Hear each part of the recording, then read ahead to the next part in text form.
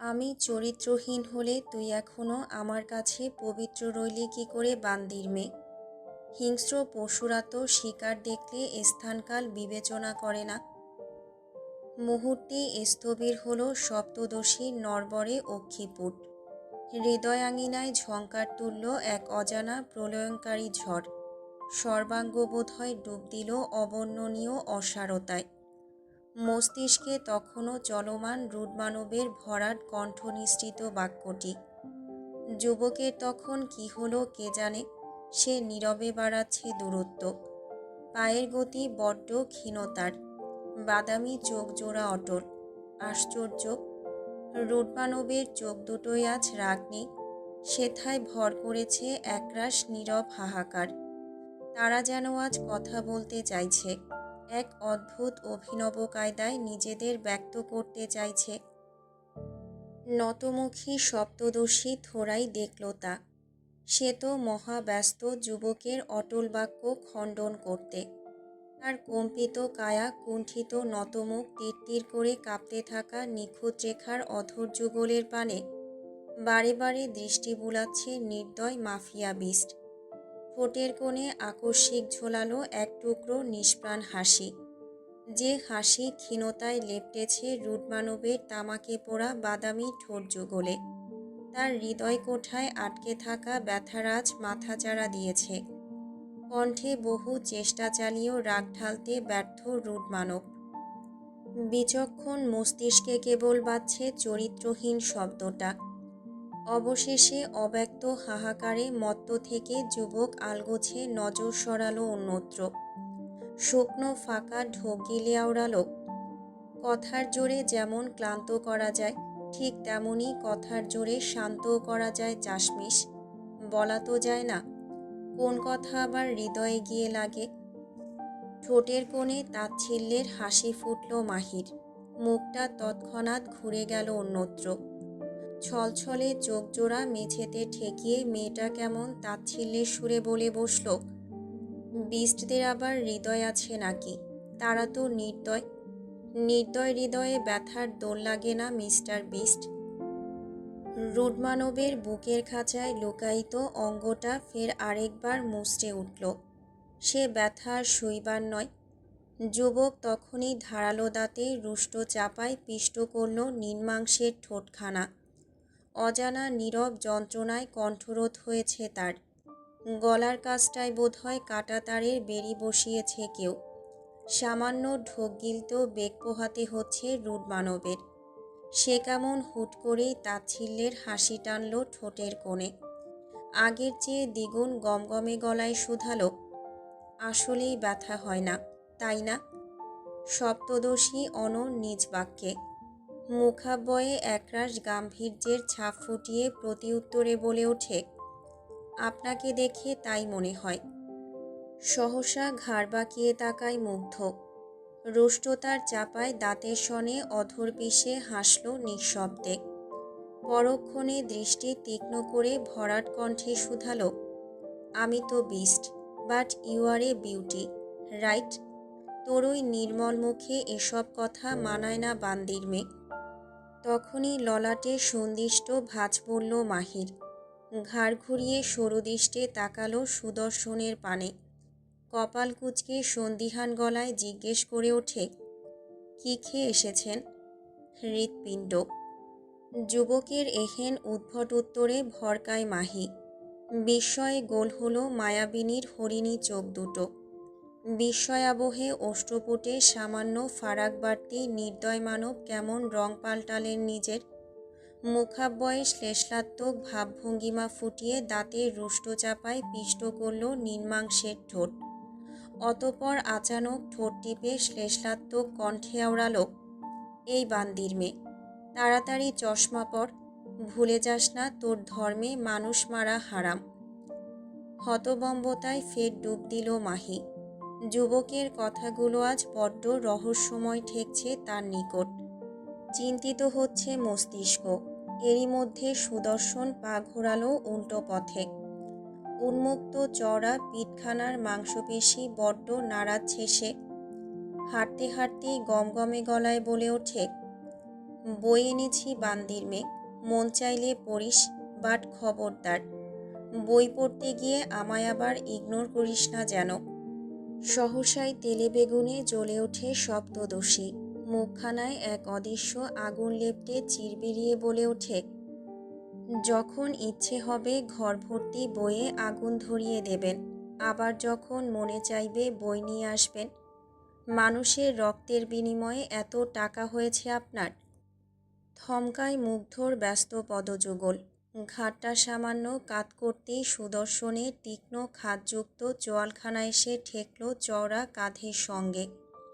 ঠোঁটের কোণে ফুটল বাঁকা হাসির টান।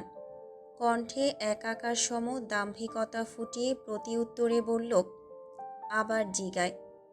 নাকের পাটা ফুলল মাহির, গাল দুটোই ঘষে গেল এক মুঠো লালিমা। কপালে ফুটল তিক্ত বিরক্তি তার ছাপ।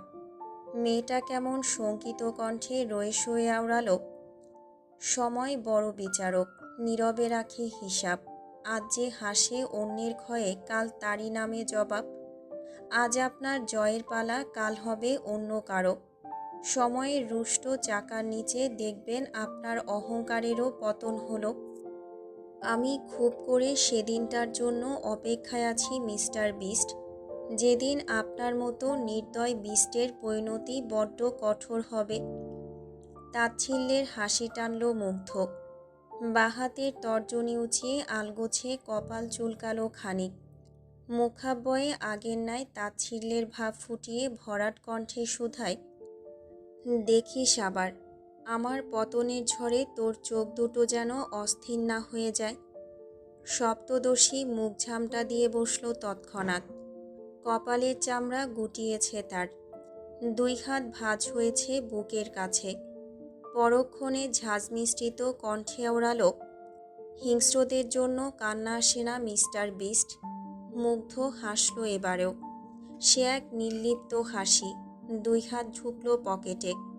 পাহাড় সম উচ্চতার দাম্ভিক মাথাটা উঁচু হলো ফের। দৃষ্টি পৌঁছালো কক্ষের দুয়ার পানে। যুবক গতি টানল পায়ের। গমগমে গলায় স্রেফ বলে গেল, দেখা যাবে। শুনল মাহি। প্রতি উত্তরে মৌন রইল মানবিক। যুবক ক্রমশ আড়াল হচ্ছে দৃষ্টিসীমানা হতে। মাহি তখনও দাঁড়িয়ে আছে ঠায়, দৃষ্টি আটকে আছে দুয়ার পানে। হুট করেই তার পদযুগল কেমন ভার হয়ে গেল মনে হচ্ছে। নড়বড়ে হলো হাঁটুর হাড়। বেচারি কেমন ধপ করে বসে পড়ল মেঝেতে। দুই হাতে খামচে ধরল পরনের শার্টখানা। তার ছলছলে চোখ জোড়ার দৃষ্টি ঝাপসা হচ্ছে ক্রমশ। কোটর হতে আচানক হাতের উল্টো পিঠে ঝরে পড়ল এক ফোঁটা বাড়িকণা। মেয়েটা কেমন কাঁপা কাঁপা কণ্ঠে বিড়বিড়িয়ে আওড়াল, যেখানে আপনাতে বিমুগ্ধ হবার কোনো শঙ্কা অবশিষ্ট নেই, সেখানে আপনার ধ্বংসে চোখ ভিজানোর কোনো মানে নেই বিস্ট। আপনি সেই মির্জা সায়ান মুগ্ধ নয়, যার প্রতি প্রথম দর্শনে আমার সপ্তদশী হৃদয়খানা বিমুগ্ধ হয়েছিল। আপনি সেই মির্জা সায়ান মুগ্ধ নয়, যে কিনা কলেজ মাঠে সবার সামনে আমাকে কাঁধে তুলে নিয়ে গিয়েছিল শুধুমাত্র আমি সকালে খাইনি বলে। আপনি সেই মুগ্ধ নন, যে সারা রাত ফোন কানে নিয়ে আমার প্রতিটা নিঃশ্বাস প্রশ্বাসের গতি গুনেছে। আপনি সত্যিই সেই মির্জা সায়ান মুগ্ধ নন বিস্ট, যে আহির সম্মুখে বলেছিল কোটি কোটি মাহিরার মাঝেও সে তার চাশমিশকে এক দেখায় চিনে ফেলতে পারবে।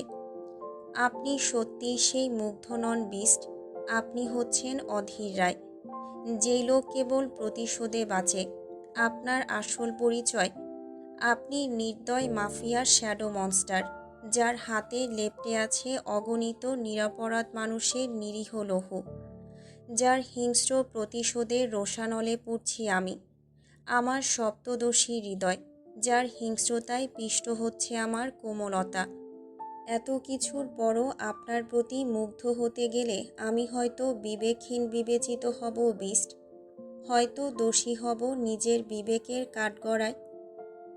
সদ্য বৃষ্টির পানিতে নিজেদের রাঙিয়ে শুদ্ধতায় মোড়ানো সবুজ ঘাসগুলো একজোড়া বুটজুতোর শক্ত সোলের তলায় পিষ্ট হচ্ছে রুষ্টতার শনে। থই থই করছে পানির ছিটা। কেউ কেউ নিজেদের ছড়াচ্ছে রুটমানবের রুক্ষ পদযুগলে। মানব থামছে না। হেলিপোডের দিকে অগ্রসর তার ব্যস্ত কদম। মুখটা বড্ড গম্ভীর, কপালের চামড়া গোছানো। ঠোঁটের ফাঁকে পালাক্রমে জ্বলছে মোটা মোটা সিগার। প্রায় মিনিট 10-এর পথ পেরিয়ে অবশেষে হেলিপোর্টে এসে পা রাখলেন রুটমানব। উন্মুক্ত গায়েই উঠে গেলেন হেলিকপ্টারে। বড় সিটখানায় নিজের পাহাড়সম দেহটা এলিয়ে দিয়ে পায়ের উপর পা তুলে আয়সে বসল মুগ্ধ। ঠোঁটের ফাঁকে গুজে রাখা সিগারখানায় লম্বা লম্বা টান বসিয়ে হুকুম ছুড়ল কটমট কণ্ঠে, টেক অফ। ওহে কি করিলে বলো পাইব তোমারে, রাখিব আখিতে আখিতে। ওহে এত প্রেম আমি কোথা পাব হায়, এত প্রেম আমি কোথায় পাব হায়, তোমারে হৃদয়ে রাখিতে। আমার সাধ্য কিবা তোমারে, দয়া না করিলে কে পারে। তুমি আপনি না এলে কে পারে হৃদয়ে রাখিতে। মাঝে মাঝে তব দেখা পাই, চিরদিন কেন পাই না। চোখ দুটো বুজে তালিম নিচ্ছে সপ্তদশী। পা দুটো আসন পেতে বসে আছে নরম গদিতে। সপ্তদশীর কোমল কোলে স্থান পেয়েছে বীণা। আলতারাঙা আঙুলগুলোর মৃদু পরশে বীণার তারে জাগছে কম্পন। তালিম নেওয়ার আবদ্ধ কক্ষের প্রতিটা দেয়ালে প্রতিধ্বনিত হচ্ছে বীণার সুমধুর সুর। সপ্তদশীর সে কি গলা, যেন ভোরের কোকিল নিজের সর্বদক্ষতায় সুরেলা কণ্ঠে গাইছে গান। সপ্তদশী তালিমে মত্ত। এরই মধ্যে বিশালাকার কক্ষে পা রাখল আরেক অষ্টাদশী। নাম তার অঞ্জলি। গায়ে আটপোড়ে সাজ তার। লম্বা চুলগুলো বিনুনি গেথে দুই কাঁধে পড়ে আছে। অঞ্জলি নীরবে এগুলো। নিঃশব্দে এগিয়ে এসে পা গুটিয়ে বসল তালিমরত সপ্তদশীর সম্মুখে। ভীষণ মুগ্ধতায় গালে হাত ঠেকিয়ে কিয়ৎক্ষণ একমনে শুনল সপ্তদশীর গান। পরক্ষণে মুচকি হেসে কেমন ঠেস মেরে বলে বসল, এভাবে সুরেলা কণ্ঠে রবি ঠাকুরের গান না গেয়ে একেবারে অধীরদার নাম করে ডাকলেই পারিস সই। চট করে সপ্তদশীর বদ্ধ চোখ দুটো পর্দা সরালো নিজেদের। বীণার তারের সঙ্গে খেলতে থাকা দক্ষ আঙুলগুলো থমকে গেল মুহূর্তেই। একমাত্র সইয়ের অমন কথায় রায় জমিদার পুত্রীর চকচকে সোনার রঙে আবরণী ফর্সা মুখখানায় সহসাই লেপ্টে গেল এক পশলা লালিমা। মেয়েটা বোধহয় লজ্জা পেল খানিক।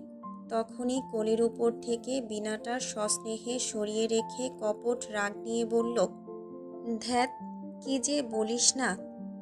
এহেন কথায় যার পণ্ডায় নেই হাসতে হাসতে গড়াগড়ি খাবার উপক্রম হলো অঞ্জলির। তার অমন দিলখোলা হাসি দেখে না চাইতেও ফিক করে হেসে ওঠে নিরুপমা। হাসতে হাসতে নিচেও উঁচু গদি হতে নেমে এসে বসল সইয়ের পাশে। মুখ ভর্তি হাসিটায় সামান্য রূপ টেনে ধীরে ধীরে বলল, কখন এলি। ধীরে সুস্থে হাসি থামায় অঞ্জলি। হাসতে হাসতে বেচারির চোখ দুটো টলমল। পরনের ওড়নার একাংশে সিক্ত চোখ দুটো আলগোছে মুছে নিয়ে প্রতি উত্তরে বলল, যখন তুই অধীরদার স্মৃতিতে বিমুগ্ধ ছিলি তখন। ফের লজ্জায় পড়ল নীরু। ফর্সা মুখশ্রীতে তার লেপ্টে গেল লজ্জালু ভাব। তা দেখে দৃষ্টি সরু হলো অঞ্জলির। মেয়েটা কেমন দুষ্টুমির ছলে তখনই আলতো হাতে আঙুল ছোয়ালো লজ্জালু সপ্তদশীর টোল পড়া থুতুনিতে। নতমুখী নীরুর মুখখানা সামান্য উঁচিয়ে দুষ্টু কণ্ঠে মিনমিনিয়ে বলল, সামান্য নাম শুনতেই এত লজ্জা আমার সইয়ের। তাহলে সে যখন আসবে তোকে নিজের করে আদর সোহাগ করবে, তখন কি করবি সই। লজ্জায় কান দুটো ঝাঝা করে উঠল নীরুর। মেয়েটা তখনই দুই হাতে ঠেলে সরালো অঞ্জলির হাতখানা। মুখাবয়ে মেকি ভাব নিয়ে বলল, ধুর, তোর মুখে কিচ্ছু আটকায় না। খিলখিলিয়ে হাসছে অঞ্জলি। হাসার এক ফাঁকে আনমনেই বলে বসে, না, আটকায় না। তাছাড়া আটকে রেখে কী লাভ? যেখানে অধীরদা শুধুমাত্র তোরই, সেখানে রাগঢাক রেখে কথা বলার কি আছে? দিন শেষে জোর করে হলেও সে শুধু তোরই থাকবে সই। মুহূর্তেই মুখাবয়য়ের রং পাল্টে গেল নীরুর। চোখে মুখে ছেয়ে গেল গাম্ভীর্যের ছাপ। মেয়েটা কেমন কপাল কুঁচকে অঞ্জলির বলা কথাটা নাকচ করে দিয়ে গম্ভীর কণ্ঠে শুধালো, না অঞ্জলি, তুই ভুল ভাবলি। পৃথিবীতে আর যাই হোক জোর করে কাউকে আটকে রাখা যায় না, আর না কাউকে জোর করে ভালোবাসা যায়। নেহায়েত আমি অপেক্ষায়িত। তবে আমার এতগুলো বছরের অপেক্ষায় যদি বিন্দুমাত্র খাত থেকে থাকে, তাহলে অধীরদা যে আমার হবে না তা আমি জানি। শেষটুকু বলতে গিয়ে কণ্ঠ কাঁপছে নীরুর। অপেক্ষায়িত চোখ দুটো হয়েছে ছলছল। সেই চোখের ভাষা আর কেউ না বুঝলেও বুঝেছে সুদীপা রায়, যিনি আপাতত গা ঢাকা দিয়ে দাঁড়িয়ে আছেন কক্ষের দুয়ার পানে। মেয়ের অমন করুণ সুরের বাক্য কর্ণকুহরে পৌঁছানো মাত্রই বুকটা মুচড়ে উঠছে তার। মুখাবয় হয়েছে শক্ত। ধরে রাখা পর্দার অংশটুকু হাতের রুক্ষ মুঠোয় দলাই মলাই করতে করতে জমিদার গিন্নি কেমন দাঁত কিরমির করে আওড়ালেন, ভালোবাসায় জোর না খাটলেও অধীরের উপর তোর জোর খাটবেই মা। তোর এত বছরের প্রতীক্ষা বিফলে যাবে না কিছুতেই। মনে রাখিস, তোর বাবা হিমাংশু রায় এখনও বেঁচে আছে। পৃথিবী উল্টে গেলেও তার বদৌলতে দিন শেষে অধীর তোর হবেই হবে। আসছে দুর্গাপুজোতে অধীরকে আসতেই হবে এখানে। আর তারপর তোর দীর্ঘ প্রতীক্ষার অবসান ঘটবে নীরু। সদ্য শাওয়ার ছেড়ে বেরিয়েছে মাহি। সিক্ত চুলগুলো আলতো করে ছুঁয়ে দিচ্ছে নরম তোয়ালের গা। মানবীয় পা দুটোর গতি ধীর। কচ্ছপের ন্যায় এগোচ্ছে ড্রেসিং টেবিলের সামনে। উদাসীনতার আধার ভর করেছে সপ্তদশীর সুশ্রী গৌরবর্ণা মুখখানায়, রানী ঠোঁটের আগায়। এরই মধ্যে কক্ষের দরজা দিয়ে হড়বড়িয়ে প্রবেশ করল মীলা। মেয়েটা কেমন উদ্বিগ্ন। ব্যস্ত কদমে এগিয়ে এসে খপ করে চেপে ধরল উদাসীন সপ্তদশীর কবজি সন্ধি। এদিকে তার এহেন কাণ্ডে ভরকায় মাহি। নিজ ভাবনার ডোর থেকে হুট করেই ছিটকে বেরুল মেয়েটা। তখনই কুঞ্চিত দৃষ্টে তাকালো ঘাড় বাঁকিয়ে। সম্মুখে মীলাকে অমন অস্থির কায়দায় দাঁড়িয়ে থাকতে দেখে খানিক স্বনিগ্ধ মাহি। মুখগহ্বরের জিভখানা খানিক নাড়িয়ে চাড়িয়ে যেই না কিছু আওড়াবে তার আগেই কবজি সন্ধিতে টান বসালো মীলা। স্থবির সপ্তদশীকে নিজের সাথে করে নিয়ে যেতে উদ্যত সে। ব্যগ্র কণ্ঠে বলল, চলো তাড়াতাড়ি, সে এসেছে। সহসা ভ্রু গোছালো মাহি। সন্দিহান গলায় প্রশ্ন ছুড়ল, কে এসেছে? মীলা তৎক্ষণাৎ জবাব দেয়নি। উল্টো মাহির নরম সরম কবজি সন্ধি আঁকড়ে ধরে তাকে নিয়ে এগোতে লাগলো করিডোর দিয়ে। মিনিট সাতেক পেরুলো বোধহয়। মীলার পদযুগল এসে থামল তারই ছিমছাম কক্ষের বাইরে। কক্ষের ভেতরটা বিদঘুটে অন্ধকারে নিমজ্জিত। অদূরের দেয়ালে ঝুলছে একখানা জানালা, তা দিয়ে বাইরে থেকে আলো আসছে টুকটাক। মাহি কেমন অবোধের ন্যায় তাকিয়ে আছে সেদিকে। পাশে দাঁড়িয়ে থাকা মীলা তখনও অস্থির। ঘাটটা এদিক ওদিক নাড়িয়ে সতর্ক হচ্ছে বারংবার। যেই দেখলো আশেপাশে কেউ নেই, ঠিক তখনই মেয়েটা কেমন জোর করে মাহিকে ঠেলে দিল অন্ধকার কক্ষে। এহেন কাণ্ডে ভরকায় মাহি। তড়িৎ বিস্ফোরিত দৃষ্টিতে মীলার পানে তাকাতেই কর্ণকুহরে ভেসে এলো ক্ষুদ্র পরিচিত এক ডাক, সানবাট। সহসা ঝংকার দিয়ে ওঠে সপ্তদশীর ক্ষুদ্র তনু। অস্থিরতায় খপ করে চেপে ধরে জামার একাংশ। ঘাড় বাঁকিয়ে পেছনে তাকাবার সাধ্যই হচ্ছে না তার, অথচ আওয়াজ আসছে পেছন থেকে। মাহি ভয়ে ভয়ে শুকনো ঢোক গিলছে।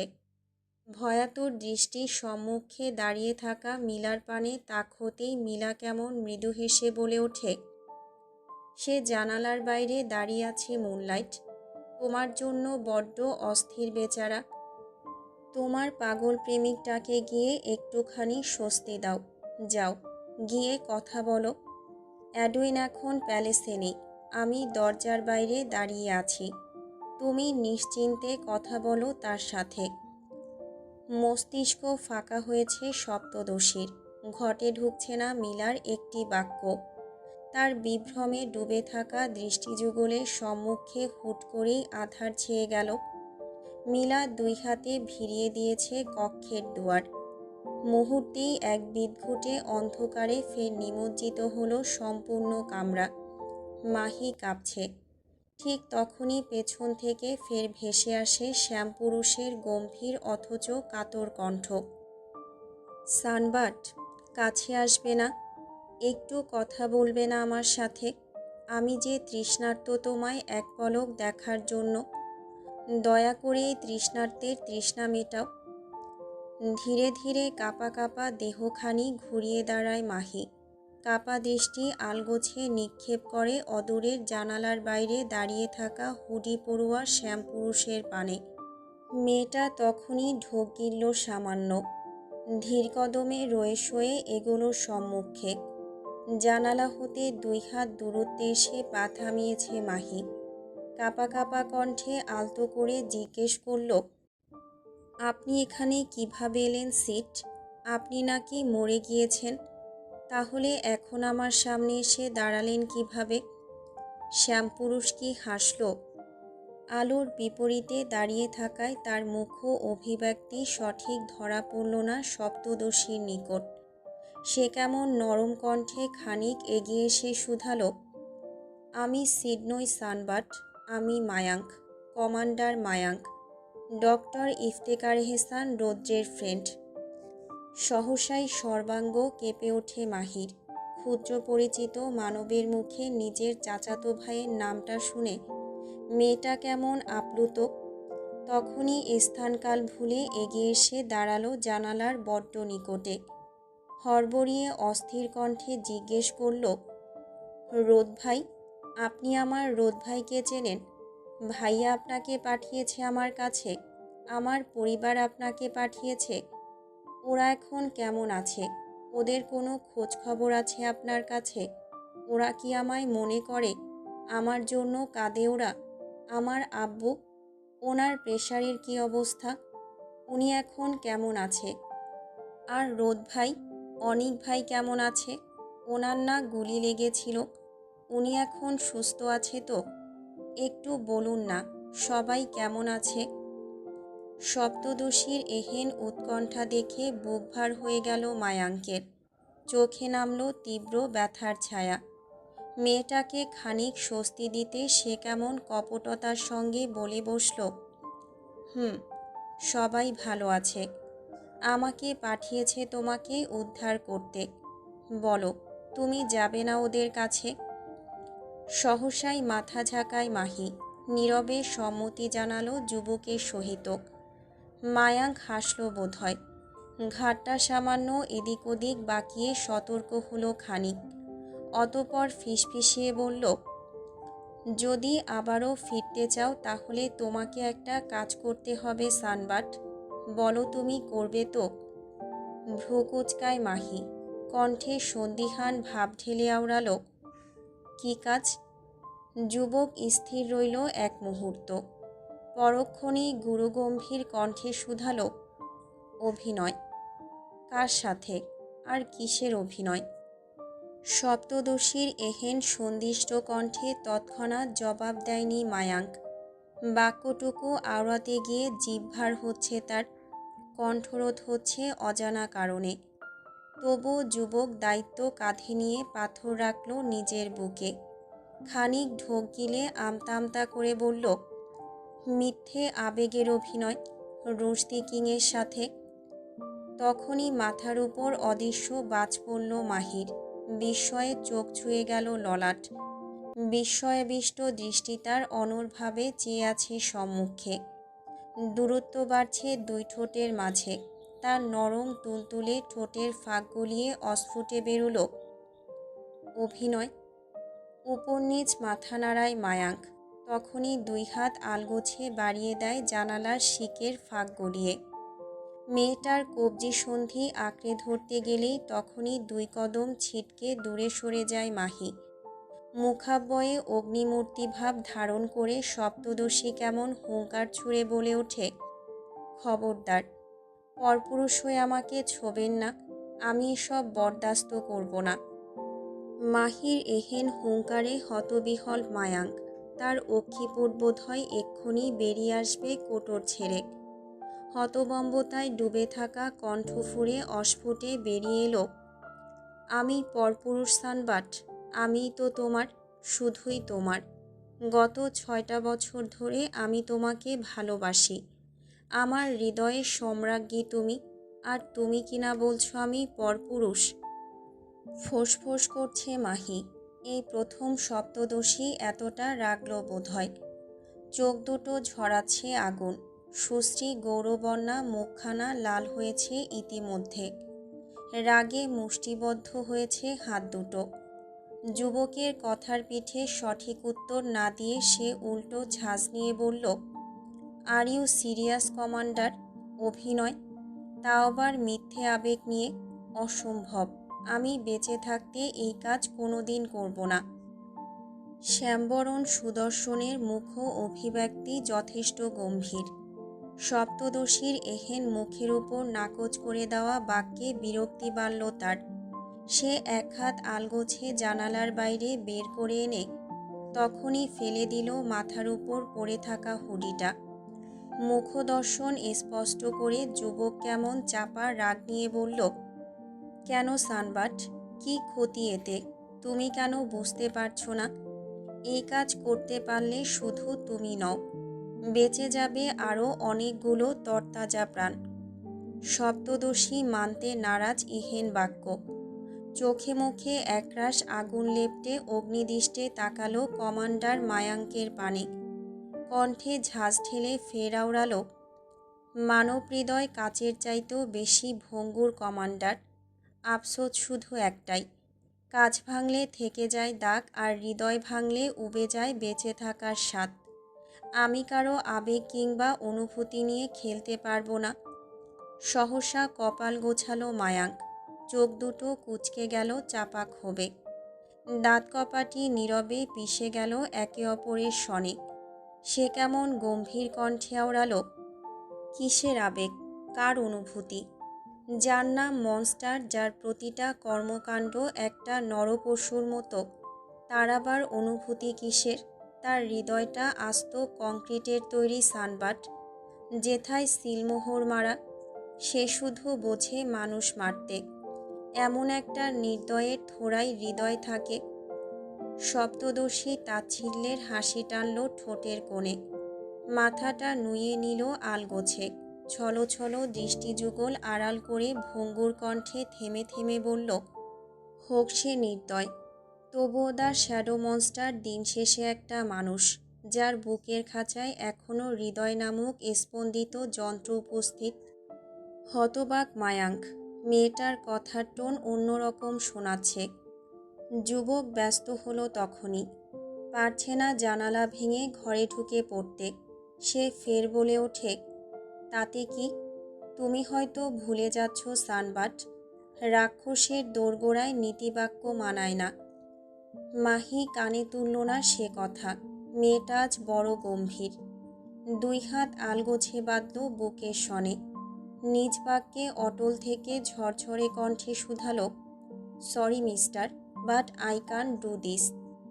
বলেই মাহি ঘুরে দাঁড়ালো, পা বাড়ালো চলে যেতে। ঠিক তখনই পেছন থেকে ভেসে এলো মায়াঙ্কের ভঙ্গুর কণ্ঠ, তুমি নীতির কথা বলছো, অথচ একটাবার অন্যের কথা ভাবলে না সানবাট? এই প্যালেসে তুমি সহ আরও সহস্রাধিক মানুষ রয়েছে, যারা পরিবার হারা। তাদের পরিবারও হয়তো তোমার পরিবারের মতো অপেক্ষায় আছে। তোমার কি একটু খারাপ লাগছে না ওদের জন্য? সহসাই থমকায় মাহি। নরম দিলে আচমকাই মোচড় দিয়ে ওঠে তার। মস্তিষ্ক হলো নড়বড়ে। পরিবারের কথা উঠতেই সপ্তদশী বোধ হারালো নিজের। নীরবে ঝরালো অশ্রু। কাঁপা কাঁপা বদনে ঘুরে দাঁড়িয়ে মোটা কণ্ঠে বলল, আমিও চাই ওরা মুক্ত হোক, কিন্তু কারো আবেগের সাথে খেলা করার মতো অপরাধ আমি করতে পারবো না কমান্ডার। আপনি আমায় অন্য রাস্তা বলুন। কিয়ৎক্ষণ চুপ রইল মায়াঙ্ক। গভীর দৃষ্টে পরখ করল সপ্তদশীকে। অতপর বুক ফুলিয়ে নিঃশ্বাস টেনে বলল, ঠিক আছে, অভিনয় করতে হবে না, কিন্তু অন্য একটা কাজ করতে হবে। এই প্যালেসে একটা গুপ্ত পথ আছে, যা মনস্টার ছাড়া কেউ জানে না। তুমি যেভাবেই হোক সেই পথ খুঁজে বের করবে, আর এই পথ খোঁজার একমাত্র রাস্তা হচ্ছে মনস্টারের পেন্ট হাউস। এবার বলো সানবাট, তুমি কি পারবে আমাকে এই তথ্য এনে দিতে? একবার এটা জেনে গেলে শুধু তুমি নও, সবাইকে উদ্ধার করতে পারবো আমি। সপ্তদর্শী এক মনে শুনল সব। নিষ্পলক দৃষ্টি এতক্ষণে পলক ফেলল তার। সে খানিক সময় নিয়ে ভাবল কিছু একটা। নরম মনে বোধ জাগল সকলকে উদ্ধার করার উদ্যোগ। মেয়েটা উপর নিচ মাথা নাড়িয়ে বলল, ঠিক আছে, আমি এই খবর এনে দেব, কিন্তু মায়াং ভ্রু গোটায়। সহসা পাল্টা প্রশ্ন ছুড়ে বলে ওঠে, কিন্তু এসবে বিস্টের কোনো ক্ষতি হবে না তো?